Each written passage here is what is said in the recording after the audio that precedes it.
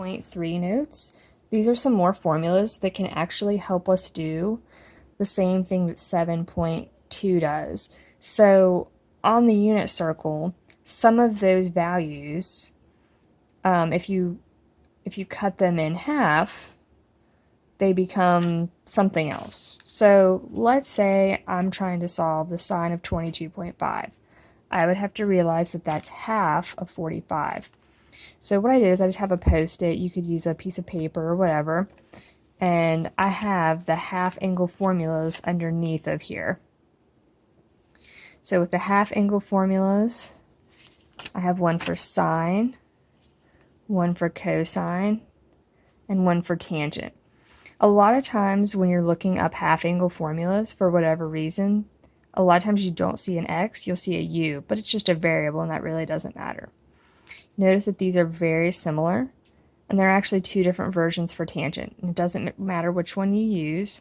I normally try to use the one that has the less complicated denominator, so that I don't have to worry about getting a least common denominator. But here's an example. So if I'm trying to solve sine of 22.5, I realize that it's half of 45. I'm just plugging that into the variable and I'm working it out. I'm using my unit circle. I'm getting a least common denominator. I'm going to leave change flip, and then I'm going to take the square root of each individual piece. It's just a lot of algebra. If you look back at our previous page where I did this example with sine of 75, 75 is actually half of 150, and that is on the unit circle. So I could have used this formula to solve that last problem if that's something that you want to try. It doesn't matter which one you use. Sometimes there will be problems where you get to pick, where you get to use the half angle formula, or you get to use the sum or difference formulas. And sometimes you won't have an option. It's only half of something. It's, like 22.5. I can't add up two things to get that. The only way to do this is the half angle formula. And sometimes there will probably be problems where you have to use the sum and difference ones. But if either one works, then you get to pick. The other page I have is a double angle formula page. I'm not going to focus on this section as much, but I do want you to have these formulas. And I just wanted your interactive notebook to be complete for calculus. So don't stress as much about this for pre-calc, but I do want you to have this for calculus. So the double angle formulas are here.